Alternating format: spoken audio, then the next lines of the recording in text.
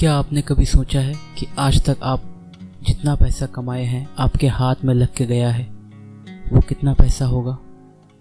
क्या आपने कभी ये एस्टिमेट किया है कि वो अगर आपके पास अभी होता वो कितना पैसा होता? 1 करोड़, 2 करोड़, 5 करोड़? क्या आपको ये पता है कि वो अभी बिल्कुल भी मैटर नहीं करता? मैटर ये करता है कि आपके पास आपके वॉलेट में फ़िलहाल कितना पैसा बचा हुआ है। क्वेश्चन ये है कि आपके वॉलेट में अभी कितना पैसा बचा हुआ है। अगर आप इस क्वेश्चन से खुश हो तो ठीक है, अगर आप दुखी हो तो रीज़न बहुत सिंपल है। आपको मनी गेम के बारे में बिल्कुल पता नहीं है। आपको पता नहीं कि पैसा कैसे काम करता है। आपको पैसे का रूल्स जानना पड़ेगा, वो कैसे काम करता है, उसको कैसे यूज कर सकते हैं। तो इसीलिए मैं आज आपको बताऊंगा 20 रूल्स ऑफ मनी गेम, जिसको आप अपने रियल लाइफ में, बिजनेस में यूज करके आप अच्छा खासा पैसा अर्न कर सकते हैं और अपने लाइफ में सक्सेसफुल बन सकते हैं। तो चलिए वीडियो शुरू करते हैं। अगर आपको ये वीडियो अच्छा लगता है तो आप लाइक, शेयर, सब्सक्राइब जरूर करें, क्योंकि एक वीडियो बनाने में बहुत मेहनत लगता है। तो रूल नंबर 1 बहुत ही इम्पोर्टेंट है और बहुत ही कॉमन है, जिसको आप सब जगह यूज करते हैं। The rule number 1 is game. Money is a game. आप कोई भी खेल ले लो, अगर आप उस खेल को खेलते रहोगे तो आप इवेंचुअली उस खेल में बहुत ही अच्छे बन जाओगे। कोई भी चीज़ ले लो, अगर मान लो कि आप चेस खेल रहे हो तो चेस खेलने में अगर कोई आपके साथ वाला बंदा वो 10 बार 100 बार खेलता होगा, वो प्रैक्टिस करता होगा, तो आप इवेंचुअली उससे हार जाओगे। फॉर एग्ज़ाम्पल, अगर आप ज़्यादा खेलते होगे, आप ज़्यादा प्रैक्टिस करते होगे, उससे ज़्यादा प्रैक्टिस करते होगे, तो ऑफकोर्स आप ही जीतोगे, क्योंकि आप खेलते रहते हो। जितना ज़्यादा खेलोगे उतना ज़्यादा सीखोगे। मनी का भी सेम है। अगर आप जितना ज़्यादा उसके साथ खेलेंगे उतना ज़्यादा उसमें प्रॉम्प्ट होते हुए जाएंगे, उसके गहराई में जाएंगे, वो कैसा काम करता है उसके बारे में आप समझेंगे।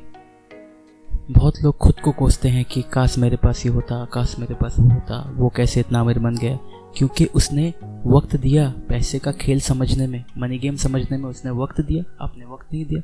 वो कामयाब है आज, आप नहीं। तो खेल सिंपल है, जितना खेलोगे उतना जानोगे। Rule number 2, don't be a hater of money. If you hate the money, then you will not get the money. Rule बहुत सिंपल है। अगर आप मनी को हेट करोगे तो वो बोलेगा कि आप अपना हेट अपने पास रखो, मैं तुम्हारे पास जाने वाला नहीं। फॉर एग्ज़ाम्पल, अगर आप कोई एक ब्यूटीफुल लड़की के साथ डेट पर जाते हैं और उसका तारीफ़ करने के बजाय आप बोलते हैं कि मुझे वो लड़की बिल्कुल भी पसंद नहीं जो मेकअप करती है, वो लड़की मुझे बिल्कुल भी पसंद नहीं जो जिम पे जाती है, वो लड़की मुझे बिल्कुल भी पसंद नहीं जो इतना सारा नखरा करती है। अल्टीमेटली वो लड़की को लगेगा कि यार मैं तो जिम करती हूँ, मैं तो मेकअप्स करती हूँ ताकि लोग मुझे पसंद करें, मेरा तारीफ़ करें, और ये लड़का तो कुछ अलग ही बोल रहा है। इससे अच्छा मैं कोई और ढूंढ लूँ ताकि जो मेरा कदर करे, जो मेरा तारीफ़ करे। मैं इसके पास क्यों रहूँ जो कि उसको पसंद ही नहीं है जो चीज़ मैं कर रही हूँ। So don't be a hater of money. Rule number 3, it's a doubles game. तो डबल्स गेम का क्या मतलब है? मनी गेम का रूल है कि आप अपने पैसे को कितना डबल्स कर सकते हैं। जितना ज़्यादा आप डबल करने का कोशिश करेंगे उतना जल्दी आप बढ़ेंगे। फॉर एग्ज़ाम्पल, आपके पास 1 लाख रुपया है, आप 1 लाख को 2 लाख में कैसे कन्वर्ट करेंगे वो पहले सोचेंगे। आप 1 लाख से 1 करोड़ में कैसे कन्वर्ट करेंगे वो पहले नहीं सोचेंगे। पहले आपको सोचना है 1 लाख से 2 लाख कैसे होगा, फिर 2 लाख से 4 लाख कैसे होगा, फिर 4 लाख से 8 लाख कैसे होगा, फिर 8 लाख से 16 लाख कैसे होगा, 16 लाख से 32 लाख, सो ऑन। आपका 1 लाख 8 बार डबल हो जाए तो 1 करोड़ से पार हो सकता है, और फिर 9 बार अगर डबल हो जाए तो 2 करोड़ से पार हो सकता है। तो सोचिए डबल गेम कितना इंपॉर्टेंट है। आपको बस डबल करने में फोकस करना है, ना कि इतना बड़ा टारगेट कर देना है जो कि आप खुद उसको पूरा करते करते आप खुद डिमोटिवेटेड हो जाएं। So it's a double game. Rule number 4, seduction. Money is like a beautiful woman who wants to be seduced. Money अपने आप को seduce करने वाले के पास जाता है, ना कि वो उसके पास जाता है जो बहुत ही desperate है उसको पाने के लिए। So don't be a desperate one because it's a seduction game. उसको इतना seduce कर दो वो बोले, oh man, I just turn on to you.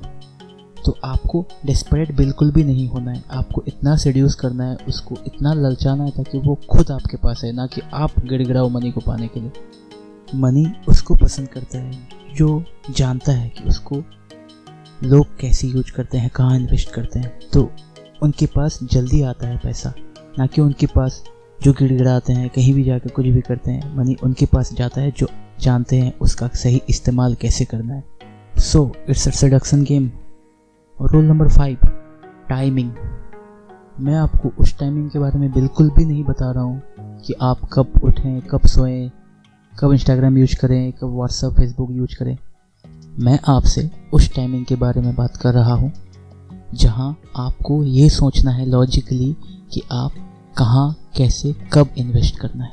आपको कुछ इन्फॉर्मेशन ऐसा मिला हो जो कि मैं अभी से आपको कुछ बता नहीं सकता, मैं आपको सिखा नहीं सकता कि कब क्या करना है, लेकिन आपको कुछ चीज़ें आप खुद समझना पड़ेगा कि आपको कहाँ इन्वेस्ट करना है, कब आपको कट ऑफ करना पड़ेगा, कब आपको एम्प्लॉयज़ काटने पड़ेंगे, कहाँ आपको प्रॉपर्टी ख़रीदना है, कब ख़रीदना है, कब उस प्रॉपर्टी का रेट बढ़ने वाला है। ये सारी चीज़ें आपको बेहतर मालूम होगी। तो टाइमिंग बहुत ही इम्पोर्टेंट है, उसको आप कब कैसे इस्तेमाल करते हैं वो मैटर करता है। Rule number 6, boredom. तो मैं आज आपको बताता हूँ कि बोर्डम का मतलब क्या है। फॉर एग्ज़ाम्पल, आप आपके बॉयफ्रेंड के साथ या फिर गर्लफ्रेंड के साथ हैं, वो बहुत ही बोरिंग बंदा है। तो आप कुछ टाइम रहेंगे, 1-2 दिन, 5 दिन, 1 महीना, 2 महीना रहेंगे, फिर आप खुद बोर हो जाएंगे, फिर बोलेंगे कि यार ये तो बहुत ही बोरिंग है, मैं इसके साथ नहीं रह सकती या नहीं रह सकता। सिमिलरली मनी भी, पैसा आपके पास अगर है, आप उसको कोई सेविंग्स अकाउंट में बंद करके रख दिए हैं, वो ज़्यादा दिन तक आपके पास नहीं बचेगा, क्योंकि आप खुद बैठ के सारा पैसा ख़त्म कर दोगे, खा लोगे। So money always wants to be moved. Money हमेशा चाहता है कि मैं कुछ ना कुछ करता रहूं, उसके लिए कुछ काम करता रहूं, वर्क करता रहूं। आप उसको कोई एक जगह पे रख दोगे तो वो बोर हो जाएगा। मनी को बोर होने मत दें।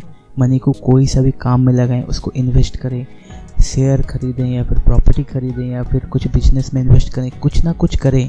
मनी को बोर होने ना दें, ना ही उसको कहीं बैंक अकाउंट में रखें। अगर आप ऐसा करते हैं तो वो बोर होकर आपसे चला जाएगा दूर। और रूल नंबर 7, सीक्रेट अकाउंट। तो आप बोलोगे कि ये सीक्रेट अकाउंट फिर क्या है? सीक्रेट अकाउंट ये है कि आप इसको सबसे सीक्रेट रखें, इसमें कुछ ऐसा पैसा रखें जो कि आपके क्राइसिस में काम आए। आपका फॉर एग्जांपल आपका बिजनेस बहुत ही बिल्कुल लास्ट स्टेज में है, आपका बैंकक्रप्ट होने वाला है, ये पैसा तब आप इस्तेमाल करें, ना कि आप कहीं भी कुछ भी करके खर्चा कर सकते हैं। ऐसा नहीं, आप इसको कैश में रख सकते हैं या फिर कोई अकाउंट में रख सकते हैं, लेकिन ये आपको सबसे सीक्रेट रखना है। आपके हस्बैंड, आपके वाइफ, आपके बॉयफ्रेंड, गर्लफ्रेंड, आपकी माँ, आपके फैमिली, सबसे सीक्रेट रखना है। ये तभी यूज करना है जब आपका लास्ट स्टेज हो, आपका बिजनेस बंद होने के कगार पे हो, तब आप इसको यूज कर सकते हैं। Rule number 8, don't fly first class.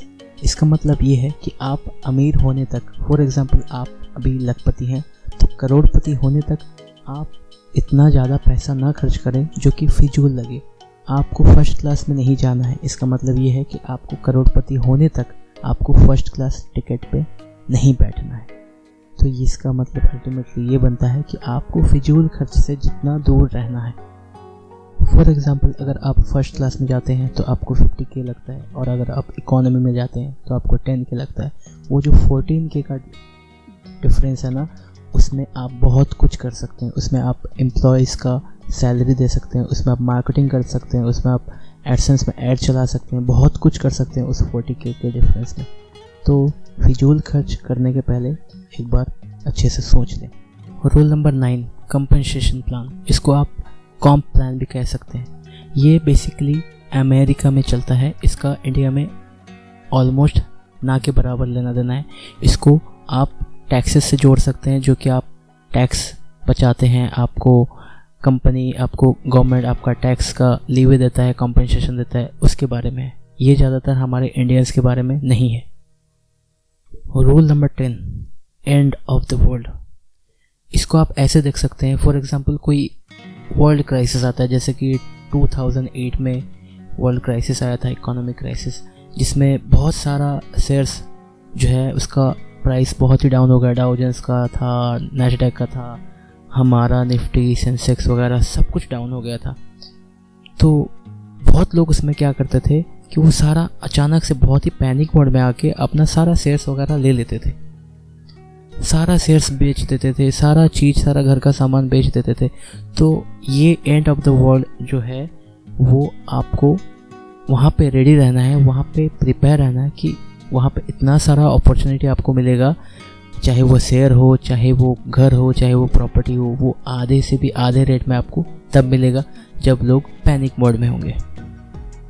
Rule number 11, study your politician. आपको आपके नेता का बिहेवियर समझना पड़ेगा, आपको आपके नेता का फिलॉसफी समझना पड़ेगा, वो कब क्या रूल्स लाते हैं, कब क्या सिस्टम आता है, आपको स्ट्रैटेजिकली उसको फॉलो करना पड़ेगा ताकि आप सही टाइम में सही मौके में चौका मार सकें।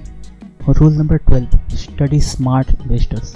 फॉर एग्जांपल वारन बफेट को अगर आप फॉलो करेंगे तो उसका माइंडसेट आपको पता चलेगा, उसका फिलॉसफी आपको पता चलेगा कि वो कहाँ पे कब इन्वेस्ट करता है, वो क्यों इन्वेस्ट करता है, उसका रीजन क्या है इसके पीछे इन्वेस्ट करने का। तो वो सारा चीज़ आपको फॉलो करने के बाद ही पता चलेगा कि किस टेक्नोलॉजी में, किस कंपनी में वो ज़्यादा इन्वेस्ट करता है, वो क्यों करता है। तो हमेशा स्मार्ट इन्वेस्टर को फॉलो करें, उसको स्टडी करें। और rule number 13, play your game, don't compare. For example अगर आपका एम है 50 लाख कमाना और आपका एक दोस्त है जो 5 करोड़ कमा रहा है या फिर 5 करोड़ का मालिक, उसका स्ट्रैटेजी को आप फॉलो ना करें, उसको आपसे कंपेयर ना करें। आपका स्ट्रैटेजी अलग होगा, उसका स्ट्रैटेजी अलग होगा। आपको कैसे 5 लाख से 10 लाख कमाना है वो आपको सोचना है, ना कि वो जो स्टेप ले रहा है आपको वही स्टेप लेना है। अगर आप उसको फॉलो करेंगे, उससे कंपेयर करेंगे, आप 5 लाख के बजाय आप 2 लाख 1 लाख पे आ जाएंगे, आप पीछे आ जाएंगे, आप आगे नहीं बढ़ सकेंगे। So don't compare, play your game. और rule number 14, index. I am not talking about Nifty Sensex, I am talking about my index. मेरा एम, मेरा गोल, मेरा 5 लाख से 10 लाख कैसे जाना है, उसमें स्ट्रैटेजी करना है, उसमें क्या क्या प्लान बनाना है, वो चीज़ मुझे सोचना है, वो मेरा है। ना कि निफ्टी में 2% 5% कैसे मैं पा लूँ वो सोचना है। मुझे मेरे गोल के बारे में सोचना है कि मैं अपने गोल पे कायम हूँ, मैं अपने गोल पे फोकस्ड हूँ कि नहीं, वो चीज़ मुझे सोचना है। मुझे डबल कैसे करना है वो सोचना है। और rule number 15, be a friend of money makers. आपको उनके साथ टाइम स्पेंड करना है जो ऑलरेडी अपने लाइफ में सक्सेसफुल है, ना कि उनके साथ जो अपने लाइफ में कुछ उखाड़ नहीं सके। आपको एक सक्सेसफुल मैन के साथ अपना वक्त देना है, उसके साथ डिस्कशन करना है, उसको डिनर पे लेके जाना है, उसके साथ प्लान बनाना है, वो कैसा सोचता है वो देखना है, उसका फिलॉसफी, उसका थॉट, उसका थिंकिंग प्रोसेस, सारा कुछ जाना है। आप अगर एक सक्सेसफुल इंसान के साथ बैठेंगे तो वो जैसा सोचता है आप वैसा सोचेंगे, वो कमाता है तो आप कमाने लगेंगे। अगर आप एक अनसक्सेसफुल इंसान के साथ बैठते हैं तो आप भी एक दिन अनसक्सेसफुल बन जाएंगे। Rule number 16, diversification. डाइवर्सिफिकेशन का मतलब ये है कि आपको एक जगह कहीं पर भी आपका सारा सेविंग, सारा पैसा इन्वेस्ट नहीं करना, आपको अलग अलग चीज़ में इन्वेस्ट करना है ताकि रिस्क भी कम हो। कोई एक इन्वेस्टमेंट अगर आपका डूब जाए तो दूसरा बचा रहे, दूसरा डूब जाए तो तीसरा बचा रहे, ना कि एक बार में आप सारा पैसा इन्वेस्ट कर लें और वो डूब जाए, आप कंगाल होकर बैठ जाए। और rule number 17, the game of leverage. Leverage का मतलब ये है कि आप किसी को लेवरेज दे के आप अपना कस्टमर कैसे बढ़ा सकते हैं, आप लेवरेज दे के आप सपोर्ट कैसे कमा सकते हैं, आप लेवरेज दे के फ्रेंड कैसे बना सकते हैं, आप लेवरेज दे के आप बिजनेस कैसे ग्रो कर सकते हैं। ये सारा गेम लेवरेज का है। आप जितना लेवरेज देंगे उतना ज़्यादा आपको प्रॉफिट मिलेगा। Rule number 18, positioning. तो पोजीशनिंग का मतलब क्या है? पोजीशनिंग का मतलब ये है कि आपके बिजनेस में आपका पोजीशन क्या है। आप डायरेक्टर हैं कि आप मार्केटिंग देखते हैं या सेल्स देखते हैं, आप प्रोडक्शन देखते हैं, तो आपका पोजीशनिंग जो है आप उस हिसाब से काम करिए और दूसरों को डिवाइड कर दीजिए आपके काम में ताकि काम ज़्यादा इफ़िशिएंटली बने। Rule number 19, strategic partnership. तो स्ट्रेटेजिक पार्टनरशिप का मतलब ये है कि कोई भी आपके साथ बिजनेस करता है उसको प्रॉफिट मिलता है कि नहीं। आपके साथ जो भी बिजनेस में जुड़ा हुआ है उसको प्रॉफिट होना चाहिए, तभी जाके आपका बिजनेस भी ग्रो होगा, उसको भी प्रॉफिट मिलेगा जाके, तब वो इंटरेस्ट लेगा, वो और भी अच्छे से आपके साथ बिजनेस करेगा और दोनों का बिजनेस ग्रो होगा। तो स्ट्रैटेजिक पार्टनरशिप बहुत ही इंपॉर्टेंट है कोई भी बिजनेस के लिए। Rule number 20, the last but not the least, big check syndrome. Big check syndrome का मतलब ये है कि फॉर एग्ज़ाम्पल आप एक रियल इस्टेट में हो, रियल इस्टेट के बिजनेस में हैं, तो आपका एक फॉर एग्ज़ाम्पल प्रॉपर्टी बिक जाता है जिसमें आपका प्रॉफिट होता है 2 करोड़। यूजुअली आप 10 करोड़ हर साल कमाते हैं, लेकिन वो एक ही डील में आपको 2 करोड़ का प्रॉफिट हो जाता है। तो आपको लगता है कि यार ये तो 1 महीने में मैंने 2 करोड़ कमा लिया, तो मैं अभी बहुत ही ज़्यादा कमाऊंगा और ये इसको मैं आराम से खर्च करूंगा और ऐश करूंगा। लेकिन इस ट्रैप में फंसना नहीं है। ये 2 करोड़ आपको पीछे लेके जाएगा, आगे नहीं लेके जाएगा। अगर आप इसको एक सिंड्रोम के जैसे देखेंगे, आप इसको खर्च कर देंगे और पूरे साल बैठेंगे, इसका कोई तुक नहीं बनता। तो आपको ये सोचना है कि ये 2 करोड़ है, इसमें मैं ज़्यादा एक्साइटेड नहीं रहूँगा और भी मुझे कमाना है, ना कि इसी को बैठ के खर्च करके ख़त्म कर देना है। तो बिग चेक सिंड्रोम का मतलब ये है कि आप कोई भी एक बड़ा प्रॉफिट में आप इतना ज़्यादा एक्साइटेड होकर उसको बैठ के खर्च ना करें। आप ये सोचें कि मैं अभी तो और भी 1 साल में और भी ज़्यादा कमा सकता था, मैं तो बस 1 ही महीने का कमाया हूँ। तो इसका मतलब ये है, आप ज़्यादा एक्साइटेड ना रहें, ये बस एक बिग चेक डे है। तो दोस्तों बहुत ही शुक्रिया आपका यहाँ तक देखने के लिए। ये वीडियो बनाने में बहुत ही मेहनत लगा है, तो मैं चाहता हूँ कि आप लाइक शेयर सब्सक्राइब करें और कमेंट भी करें, और जितना ज़्यादा से ज़्यादा अपने दोस्तों पे शेयर करें ताकि उनका भी भला हो, वो ये सारा चीज़ देख के वो अपने लाइफ में भी ये चीज़ अप्लाई कर सकें।